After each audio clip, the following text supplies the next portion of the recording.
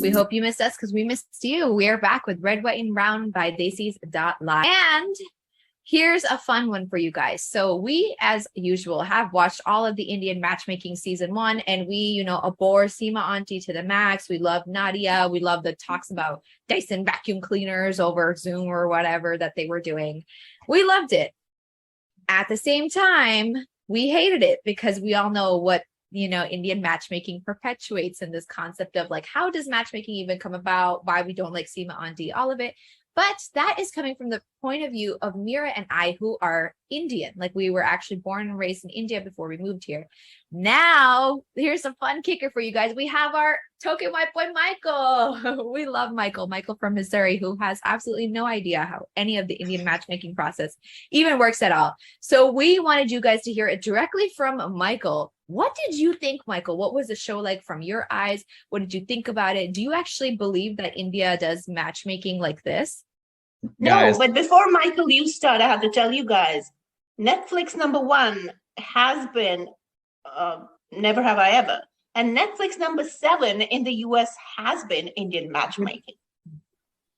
Guys, I'm here to talk about the biggest menace to society, which is Sima Aunty. So just so you all know, I did not watch the first season of this. I was not even informed about Indian matchmaking. So I had to go back and do my homework a little bit and come to find out that the all classic character Aparna is back in season 2, unfortunately for me. So with that said, I don't normally watch these types of reality show, TV shows. So I didn't know what I was expecting, had to change my lens a little bit. But let me tell you, this show was a fever dream. This was a trip.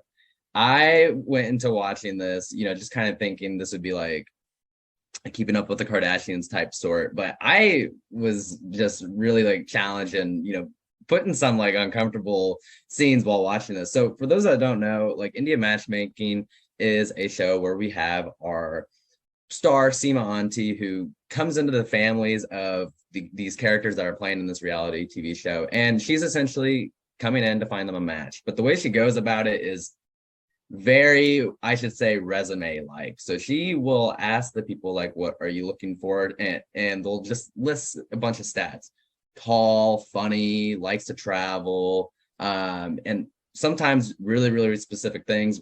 The character Aparna is a great example of this because she had a list of like 90 demands for a guy, and simply just wanted them to fall into her life and into her lifestyle and everything. And Sima Aunty was like saying she's treating this like she's ordering off a menu, right? And so with that, one thing I noticed right off the bat is Sima Aunty is more interested in the parents than she actually is in the person who's looking for a soulmate.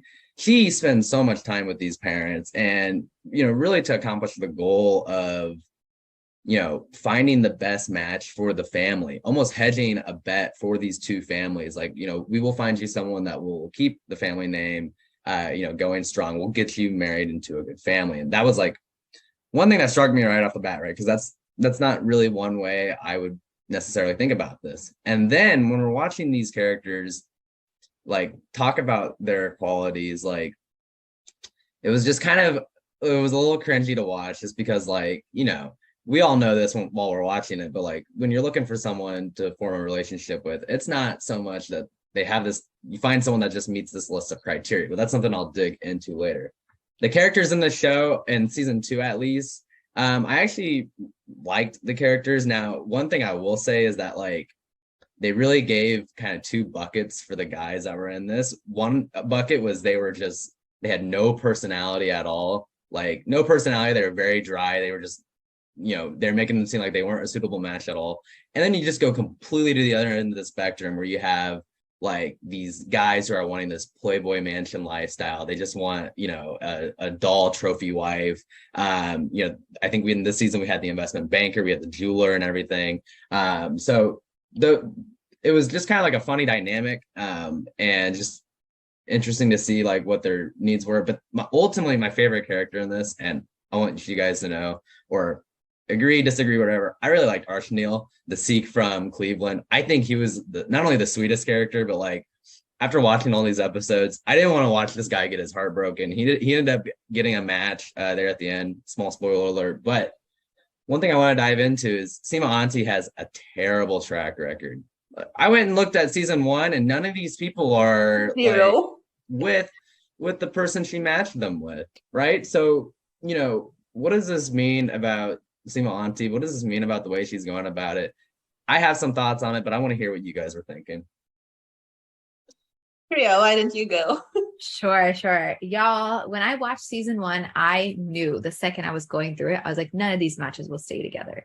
And I had that idea. But I think that the crazy thing about it is now we are starting to see what the intention behind this show is. And like, we're starting to see it shift, right? So in season 1, the show was mostly to be like, Sima Aunty, I'm like the best Indian matchmaker there possibly is. Like, if I can't match you with anyone, then it must be written in your stars that you're going to be single forever, you loser.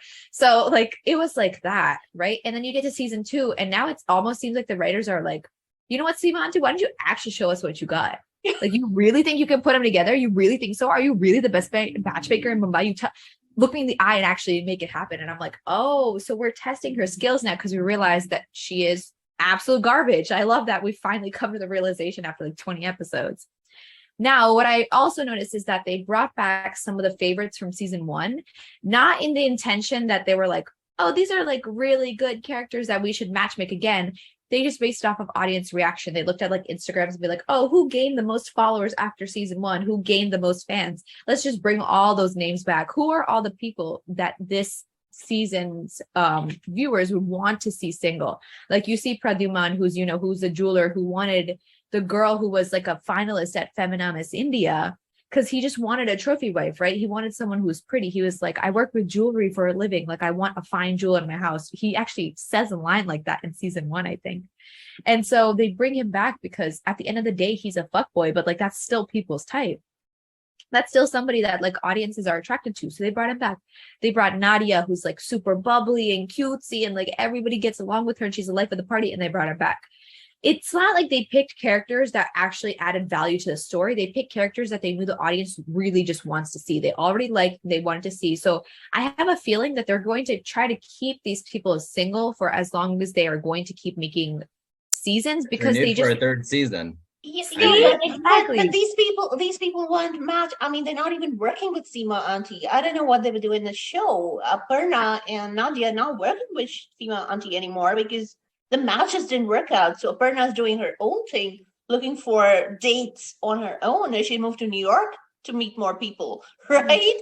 And she was the most difficult of her season 1 clients.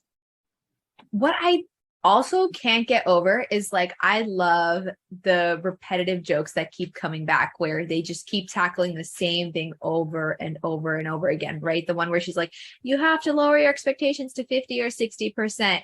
And I think the joke that Mira made, guys, she was like, okay, Sima Aunty, I need a 6-foot guy, but if you want me to shave off 60%, I'll take a 2-foot guy. I'll compromise, I couldn't help but laugh at that because that was so funny. That was so funny. She was like, that's about like where as much as I'm willing to compromise. You're looking for a life partner. Why should you have to settle to 50 or 60%? I don't even do that on my tests. I don't even think I settle for less than like an 80% on my exams. And like, that's just an exam. Why would I do that with a person? I just don't get that mentality. I don't see, this is why she never ends up putting her clients in situations where she just doesn't understand this generation. She's working with generations where, anything would go. But this generation will not, because when they're making a decision, they want to be with the right person because they don't want to end up bearing the cost, the emotional, financial, and other costs. There are too much heartbreak associated with breaking up later. Thank you.